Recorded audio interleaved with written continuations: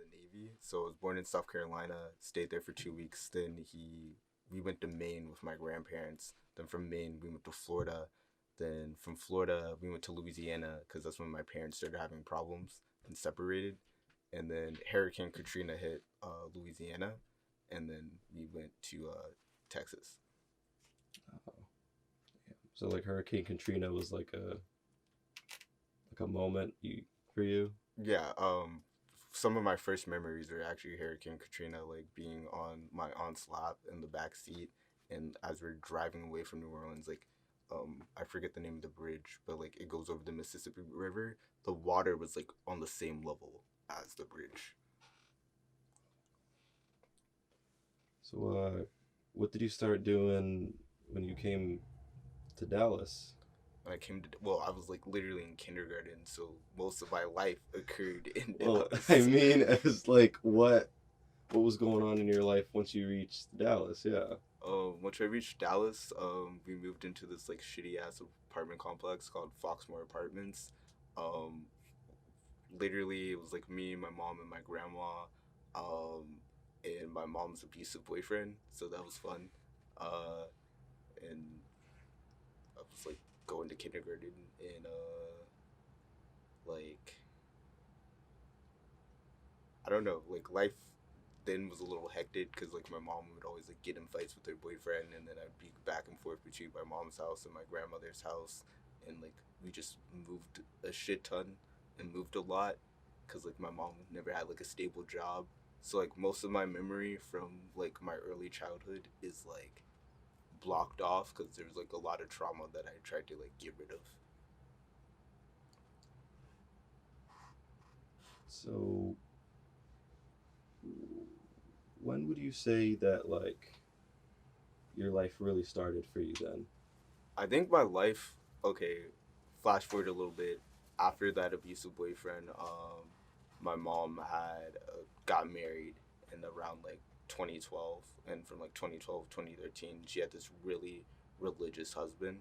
And we used to go to church like 3 times a week. And when I was around like 15, 16, I kind of like broke away from my family's like rules of like having me go to school, make straight A's, like go to church all the time. And I guess that's when I like pierced my ears, started listening more to the music I wanted to listen to, started dressing how I did, like started skating, playing guitar. I guess that's what my life really started when I started making like more decisions for myself.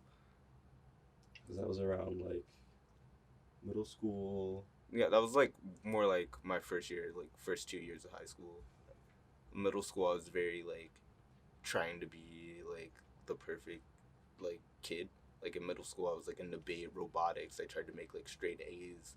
I tried to do like I was in sports. I was trying to be like the perfect son in middle school and like elementary school too. So religion played like a big part in your life until that time. Yeah, like definitely my mom was very religious. Like we were always like the family to go to church like every Sunday. And I had a period of time where she was like married to her ex husband Martinez. We went to church actually 3 times a week. So it was Wednesday Bible study, Friday youth night, and there was actually two services on Sunday. So there was a morning Sunday service, which was like, like the Bible school with like all the kids and stuff, and then there was like later at the night they had a big Sunday service. So like you go to church, there'd be a break where you'd eat like lunch and shit, and then you'd come back.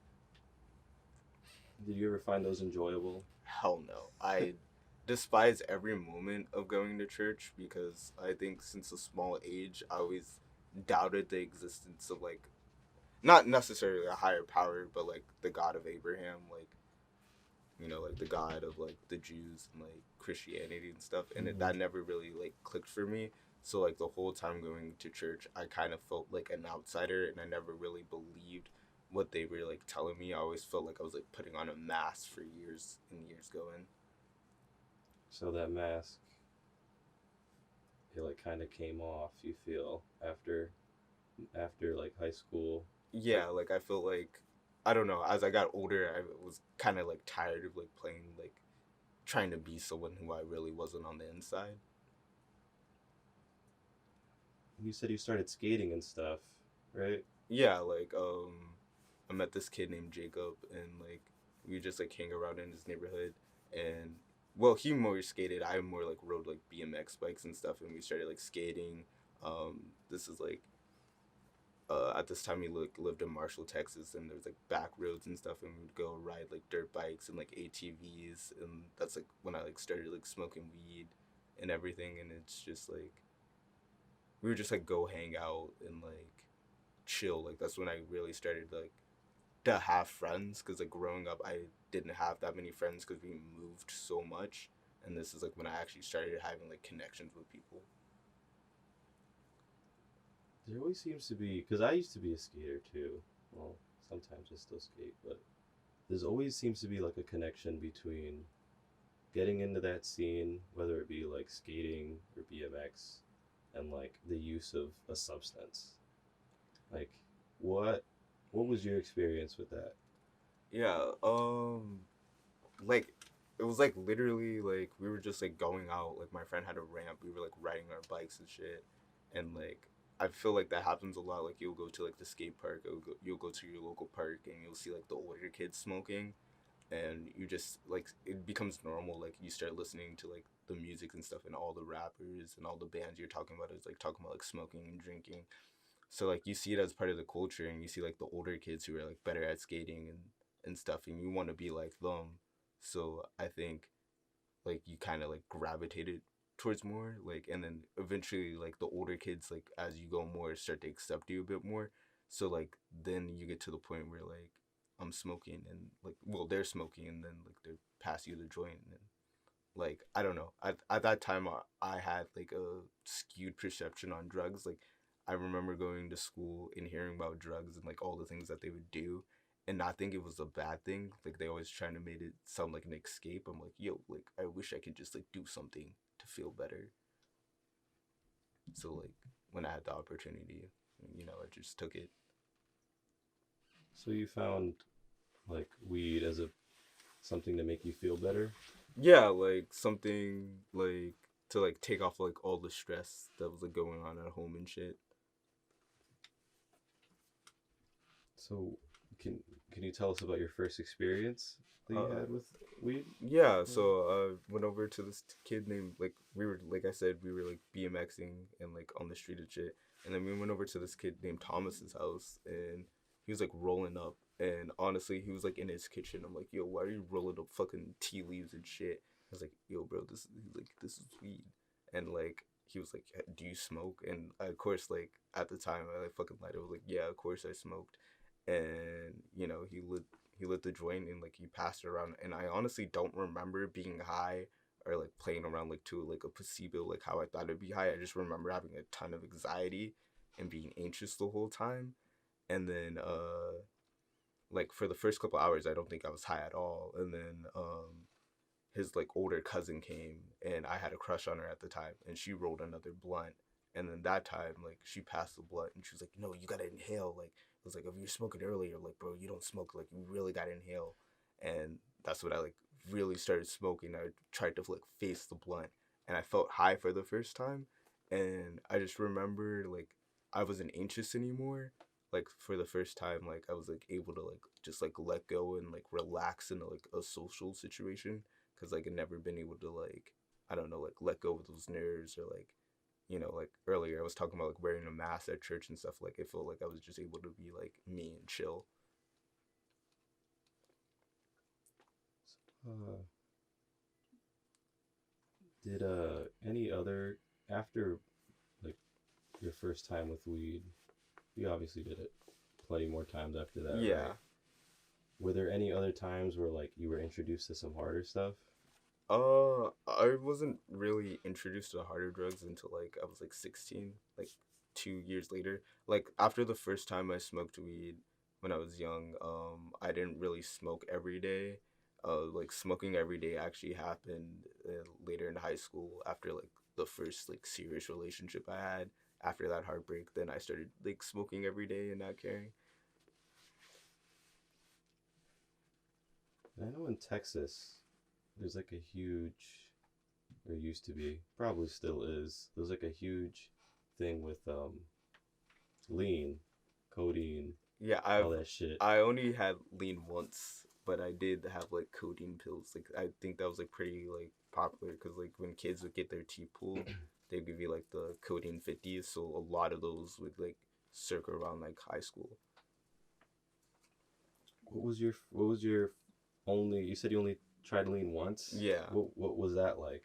So we were talking about that earlier. Cheeseburg, he was the neighborhood plug, and I remember I was just going to buy weed, and he had a baby bottle, and it had like lean in it, and I was like, "Yo, what's in that baby bottle?" Because like he was like people were walking up giving him $10, and he would just put it in a cup, and I was like, "Yo, what's in the baby bottle?" He was like, "Yo, get $10 and like come back and like get $10 in a drink." So I went to the corner store. I bought like it was like the blue raspberry Fanta, and I was like, oh, okay. And then I came back and it was like, just tried it. I remember just drinking it and we like smoked a blunt too. And at the time, I was with my friend Adrian and we went back to his van and like I just couldn't move. And honestly, I don't really remember much because like it just puts you in such a low setting where like everything kind of felt slow. Your body feels heavy. It honestly to me it just felt like I was like super super high, but was like a more like body relaxed, calm feeling too. Yeah, I mean, I've seen it before. It's definitely not as prevalent here. I feel in the east or Yeah, I feel northeast. like a lot of drugs were like easier to get in Texas because like we're right on the border, so like a lot of people Oh have like yeah, I mean, when I was talking to like Huck, he was telling me about all the shit he's done, and it's crazy. yeah, like I've done a lot of drugs. We haven't even like touched on all of them. Like Oh yeah. yeah, like um like when I was like 16, I kind of like went down that rabbit hole, kind of like when I got like really depressed and like I actually like I don't know if I ever told you this, but I actually like been to rehab and shit. What were you doing that led you to Oh, need to go to you went to rehab when you were a teenager? I went to rehab when I was like 18. So what led me to that is like I said, I was trying to be like the perfect kid to like when I was like 16. Um like kind of mentioned it like my mom had an abusive boyfriend, so like I was like I went through like physical abuse and shit as a child, and then I went through like my mom having to go through a second divorce. My dad's been married 3 times, so there's always been a lot of like family turmoil.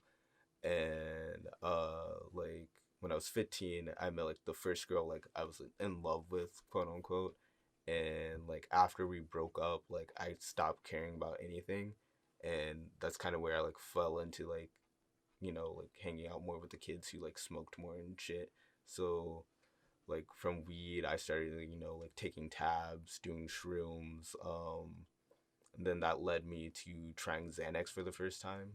And like I was actually kind of like prescribed, not necessarily Xanax, but I was just prescribed another benzo, and I started taking those and abusing my medication, and then buying like Xanax from this kid named Jaden, and like it got to a point where like I was like stealing money from my mom. I like actually like got my first job to like actually like start buying drugs and shit, and like from there it's like I don't know, like I never really like went to therapy or talked to my problems from anyone else. So like I don't know, like I started using drugs like as an escape. Like whenever I feel any negative emotion, I would just like take whatever I could get my hands on. Like I to me it wasn't like a specific substance, but like Xanax kind of became easy to get, so I would just go and get anything I could in the moment, and that was just what was available to me.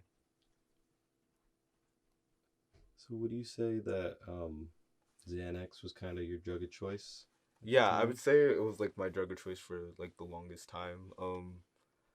Something like I would lose memory. For me it was like very like I couldn't feel like anxiety on it or anything. Like to me it just made everything numb and tolerable. It kind of made my days like go by in like a blink. Like like you would take your Xanax, you'd feel calm, and like you kind of like once you peaked and like you like were off in like fucking Yodi land or some shit, like you kind of weren't there for the rest of the day, and then like you like snap to and it'd be like the next day.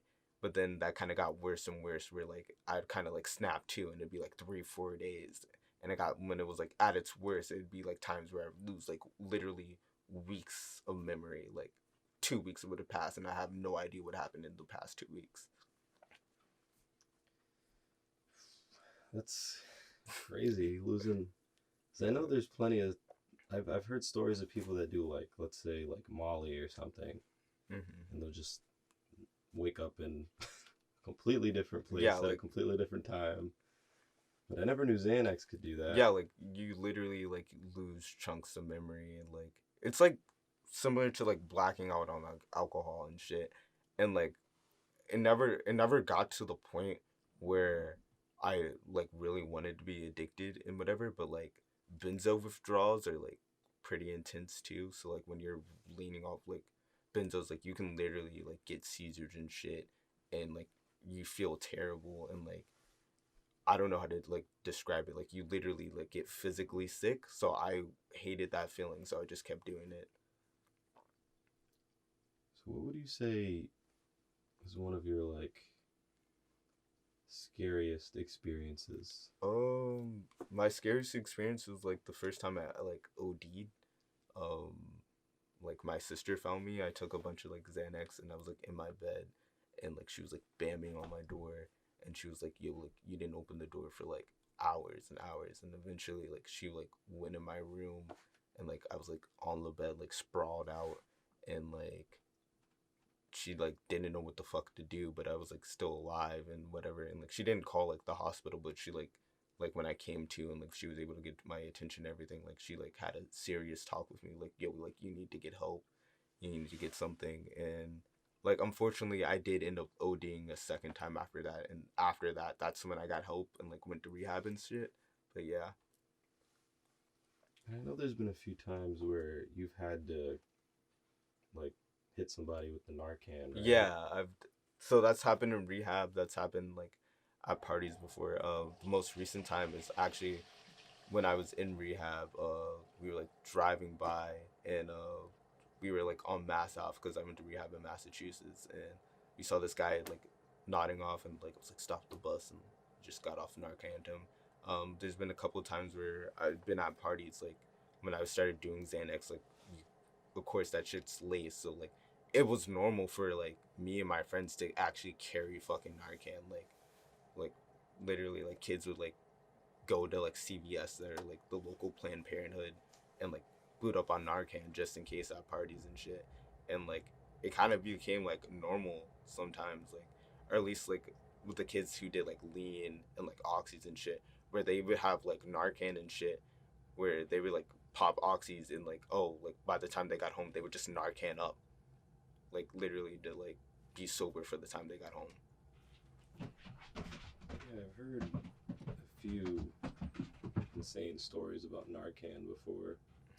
It's like it's a good thing to have that at your disposal, but I also feel like you were saying, to the point where it's like uh, let's pre-game Narcan. Yeah, like let's pre-grab it, like, because we know something might happen. You know what I yeah, mean? I think that's just crazy. yeah. It was like honestly like those years are like a really like dark time, and like I don't know like how to describe it.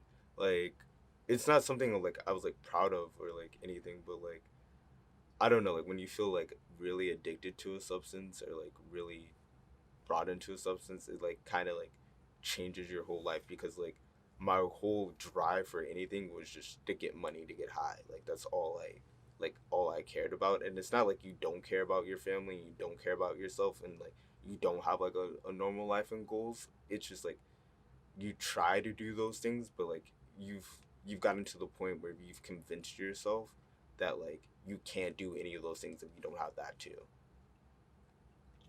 I've heard stories of people that like they're going on a family trip or something, but their plug hasn't gotten them the stuff yet. So they'll hold up the entire trip and just wait it out somewhere for their dealer in Yeah. the hopes that maybe they can get it. And if they don't get it, then they might just cancel the trip altogether and not Yeah, like go. I remember like literally like it would be like family trips or like family like dinners and shit, and like I would like be high as fuck before we'd go out, and like I would have to like try to pull myself together, or like try not like I would go like see my dad or go see my little sister for the weekend, and like try not to use for that weekend, and like having to act normal in front of your family, or like having to act normal in front of certain friends, but like really like I would like go back into the bathroom like sweating and shit, wanting to throw up. So, other than your sister, did other people in your family know what Yeah, was? like it got to a point where like my mom knew, my dad knew. Eventually, what happened was I ended up ODing. Like that's how actually kind of how I ended up here in like Rhode Island. Like, it got to a point where like it got so bad, and I was like not going to school and everything, and I was like, fuck this, I need a fresh start. So I ended up moving to Massachusetts for my senior year of high school, and during that time, my stepmother has sickle cell, and I stole like her oxy prescription, and like I started selling that, and then like what got me help was like there's a like shortly before that, like a few days, like I came home and like I was like clearly ODing, and my dad like sat down and he like talked to me, and he was like yo, like I know shit's going on, I know you're using yada yada yada, and like I don't know, like I like broke down and cried because like that was like the first time I ever like told my dad or like told like a family member like how bad my problem was. And then like a few weeks later, like he actually like went through my phone and like saw my text messages and shit, and like saw that I was like stealing my like stepmother's pills, and like called the police on me and shit. And after that, like I was like on juvenile probation. I had to like go to court.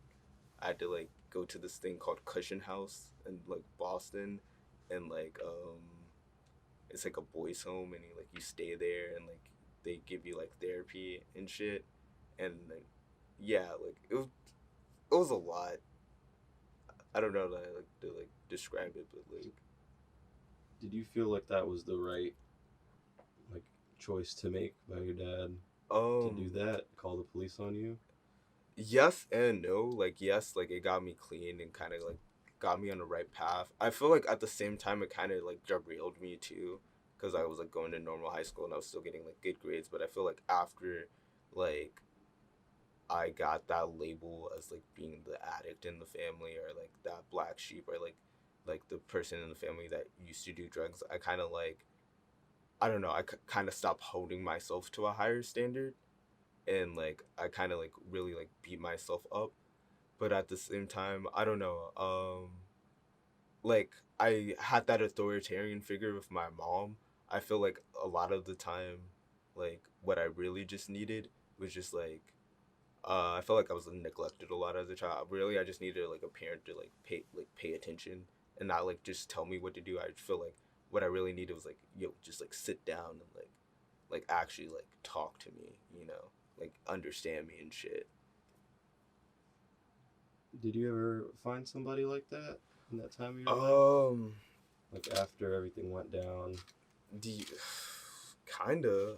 I felt like it was like multiple people. I actually like my best friend Kyle too. Like he used to be addicted to like coke, and we kind of like bonded over like having shared addictions. And I think a lot of what helped me like be now was going to like I can literally show you when I get home. I have like a binder that I had to get like AA meeting slips. I was going to those like meetings and shit, and like they are like kind of like whack, like at first, but like I don't know, like meeting other kids that have gone through worse and like other shit, and like hearing their adult stories and like talking to like other people who are going through the same shit, it made me feel not as alone and more understood.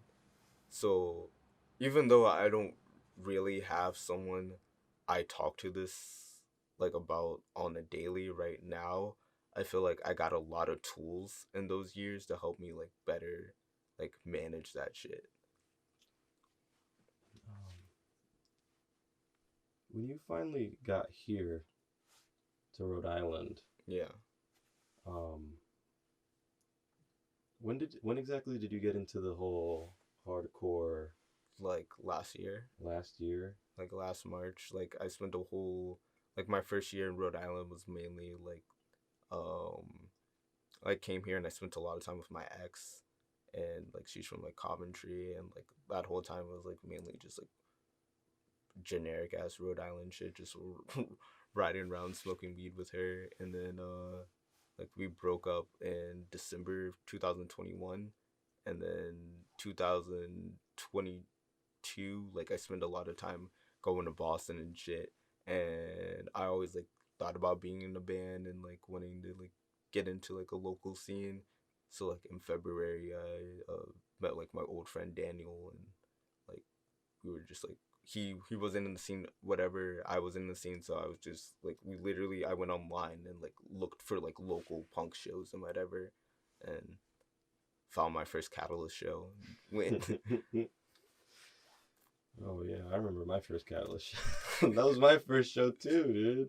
Was it It the was, St. Patrick's Day one? no, it was in Bella's basement. It was actually Eileen's first. It was actually Eileen's birthday, and then it was Bella's basement. But never mind. That's where I saw Adam for the first time at Eileen's birthday.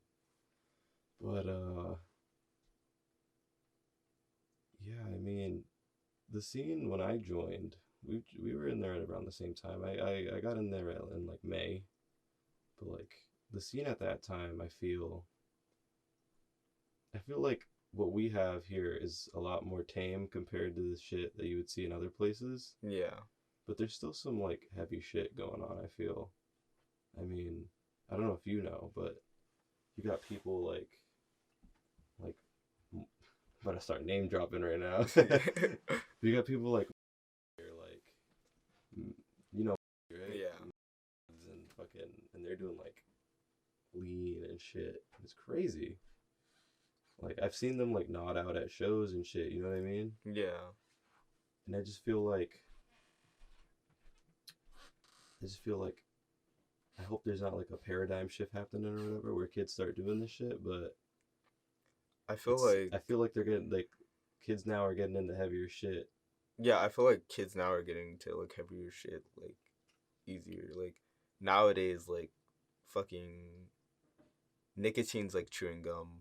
Like weed's the new like nicotine, and like people are looking at like coke and like ketamine and like poppers and shit just as like normal. Like I feel like coke, ketamine, poppers, shrooms, and like acid, like that's like our generation's like version of like weed. Like that, I feel like that's on the same level of, like taboo how it was like for my parents growing up.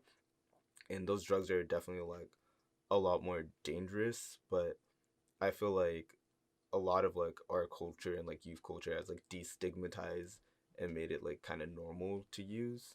So like definitely I noticed like younger kids definitely go like I don't know. I noticed like the younger kids at shows definitely like drinking more and like smoking more compared to like the older crowd. Yeah, I mean, the older crowd has definitely done their fair share of shit. They don't want to go through that anymore, you know what I Yeah. mean? But it's so much more dangerous now too, with like the inclusion of Yeah. fentanyl. Yeah, fentanyl. Yeah, like that's kind of like the scary thing about it too. Like, um, even now, like with anything, like you don't know if it's laced, but like I don't know. Like I get scared for like these kids out here and stuff. Like when I go to like the skate park or go to shows, and like just knowing that like a lot of like people that I know are like in the scene, or like I know like in mass and shit.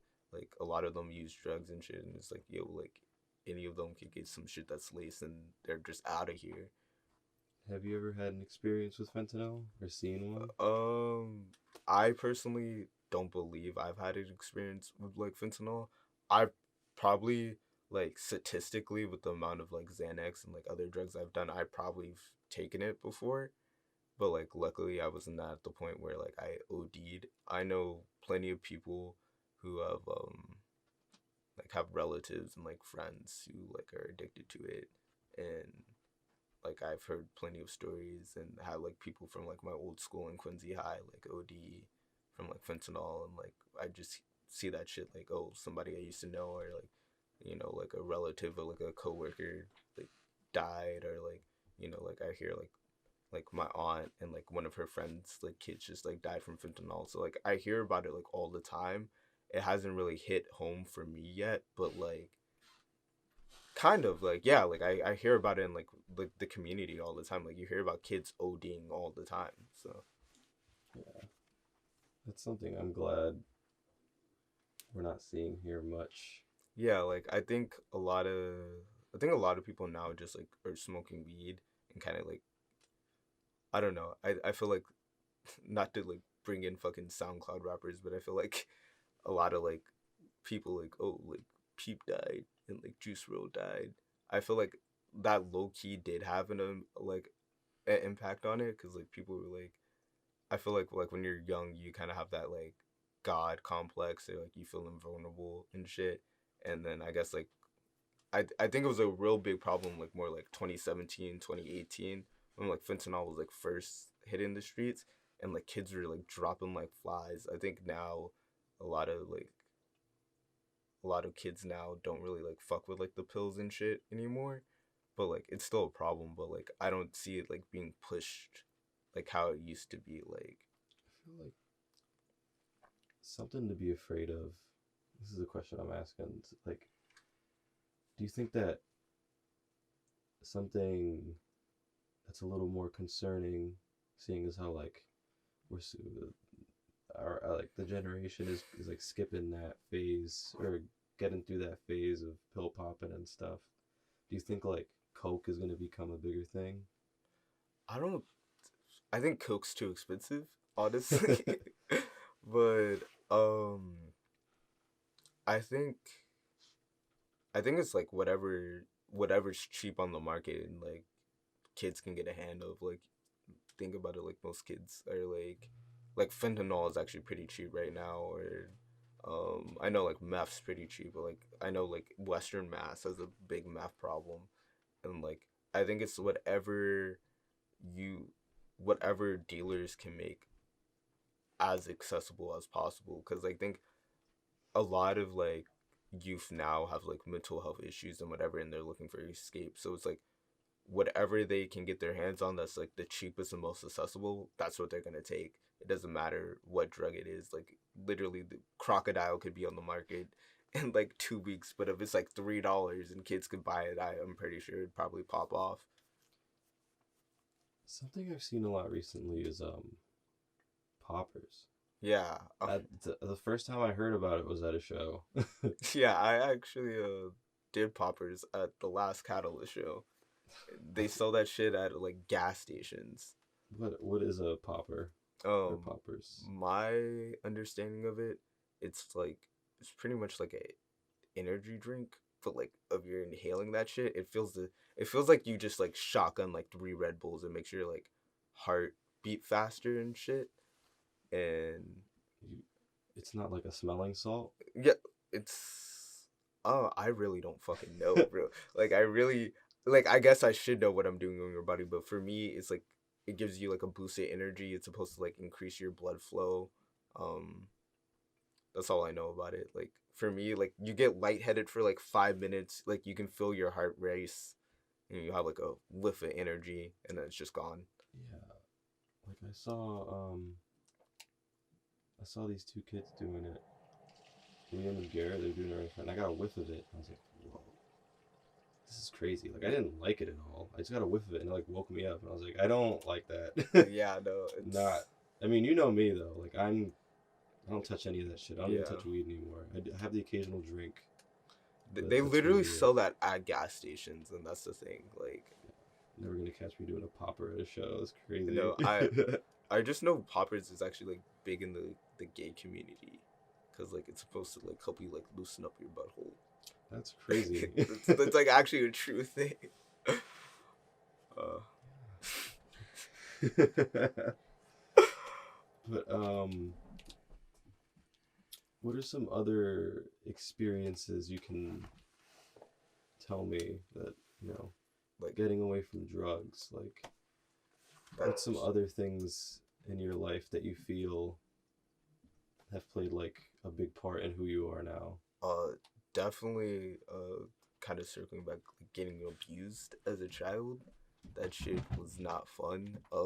I feel like a lot of like the tendencies I have, like a lot of my anxiety, like stems from that, and like it just wasn't like I know I like hear like a lot of kids like, oh, like I hate my parents, they're so mean, but like I went through like physical abuse. Like I would literally like get beat, and then like if I was crying, like he would come and beat me again. I've been like choked and like slammed against the wall. I've had like a cigarette put out on me. Like I've had a vase thrown at me. Like I don't know. I feel like that shit was like so impactful to like the way I am. Like I don't know. Like you've probably never seen me get mad or like really angry at someone. Like I feel like I can't allow myself to like get angry or express that type of anger because I know how scared I was like seeing people like that. So I never like I don't know like I never like let myself get to that level. But also at the same time, I feel like I let a lot of shit slide in my life that like most people wouldn't because it's not on the same level as that. Like I feel like I have like lower boundaries than other people because like at the same time I was also like being like physically bullied and like verbally bullied in school. So I feel like I don't know, it just made my like boundaries and everything like much lower than like the normal person. Sometimes I find myself in like relationships with people I should not be in relationships with. But I don't know, like I read about it a lot. Like a lot of people like when you see like pick like lovers like how their parents do. Like a lot of people end up in the same relationships like their parents. So like if you see like your parent in an abusive relationship, you're most likely gonna end up being in an abusive relationship. Or fuck, not to be like depressed, but like I that always had I always had this feeling that I was like less than. So like sometimes like when bad things are happening, like I kind of feel like I deserve it. So like yeah. Um, and you said, yeah, on like being feeling less than. So in terms of like a relationship, you feel like if there's a problem, it's like your fault. Yeah, actually, like my last relationship was a lot like that. Like I got like gaslit and like I actually like got cheated on and shit. And actually like I don't know. I always like most of the time I never like start arguments and shit. I always like kind of like feel like oh like I always like think out of I always think of things as an angle like what can I do? Like what am I doing wrong? How can I fix it? I never like I don't know. I never tried to put the blame on the other person.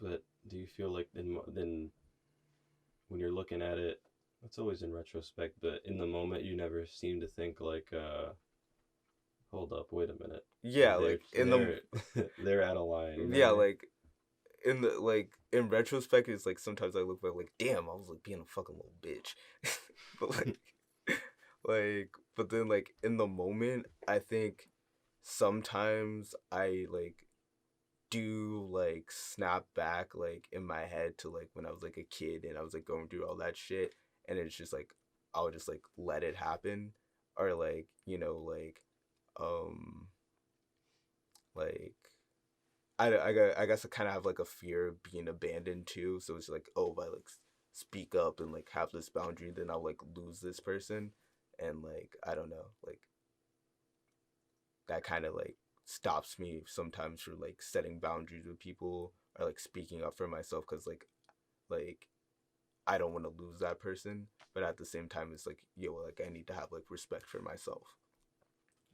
It's a big thing now, having values and respect. um, on the topic of self-respect, I mean, that's something that I imagine you've have had a hard time building. You know, Yeah, since I ever that's you. something I still struggle with, but I've gotten better with it over time. Yeah. What are some times that you feel like you've stuck up for yourself? Um, sometimes I feel like I stuck up for myself. actually probably not enough, but like I don't know. At work today, there's this customer and they got a bagel and they waited 30 seconds for it and they were trying to get a return. And I just like straight up, like, they were like screaming at like this one girl and like asking for a manager. And they were like, I was like, just straight up no. Like, I was like, get out. I felt like the first time I really stuck up for myself was like, it's like maybe no, it's like when I was in the boys' home. There's this kid named Wayne, and he like spit on me, and I never been like the type to like fight or like whatever. Like I've gotten in fights before, but I've never started a fight, and like I don't know, like I've like let some shit slide because like I never wanted to fight. I never wanted to be confrontational. Like I just like fuck it. Like oh in if I just like let this shit ride up. But he fucking spit on me and I like lost it and I beat the shit out of this kid. Like I gave him like two black eyes and that was probably like the first time I really like I don't know why, but I had like a sense of pride about it. I felt good about it.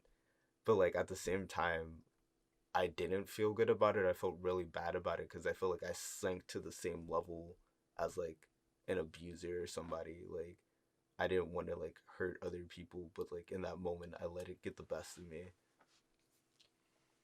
Yeah, that's it happens a lot. You know, Yeah, you feel like you did the right thing in the moment, and then you look back and you're like, maybe that wasn't the best thing to do. yeah. But he did spit on you. Yeah, no, I fuck. wouldn't let that No, that slide. kid was also racist. No, like he deserved it. He deserved it in my book.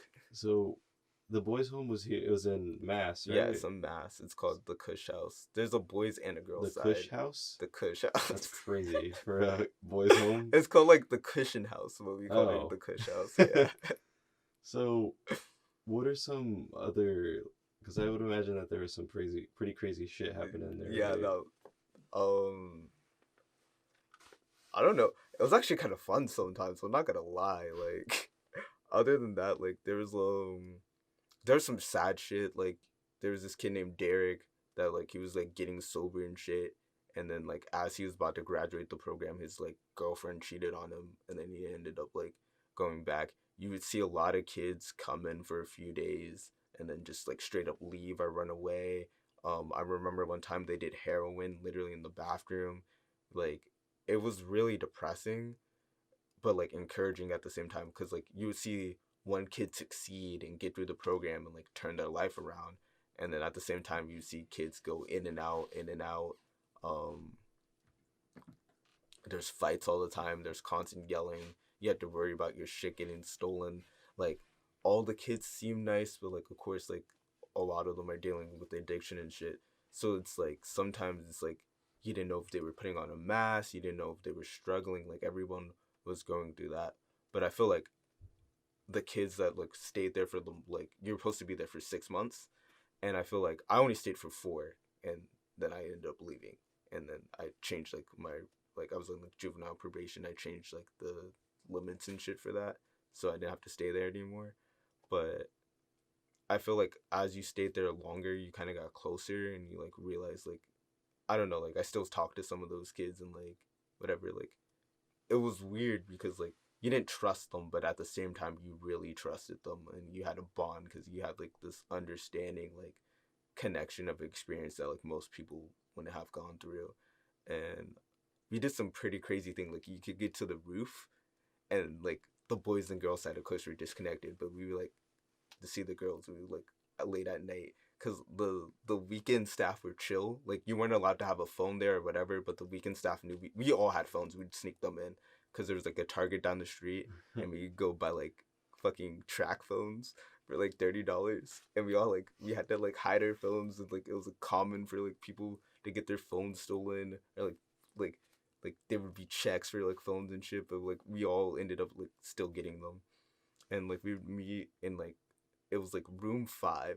Room 5 had a window that led to the roof, and we next to that Target there's a fucking Home Depot. I literally brought a fucking rope and like the rock climbing clutches so the girls could climb to the fucking roof.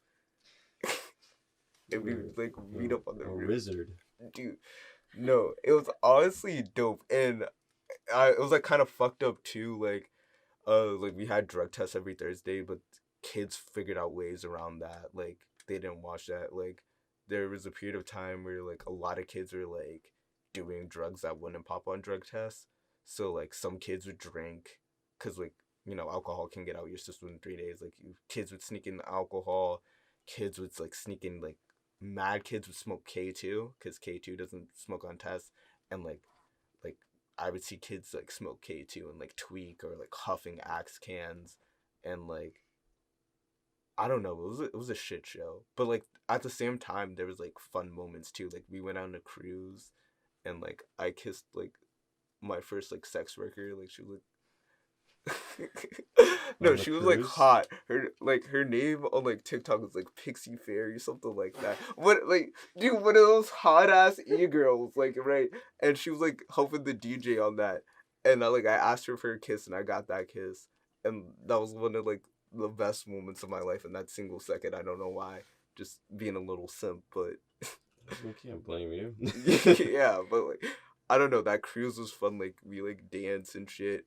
We went to this thing called Icky Pow, which is like the International Convention of Youth Alcoholics Anonymous, and it's like a like the drop Dropkick Murphys, the fucking uh, Irish mm, band from Boston. Yeah, like they nah. played there and a bunch of other people, and we had fun. Like we would go like play basketball. We had I don't know. It was like the good and bad, and like like some of the counselors and shit. Like I still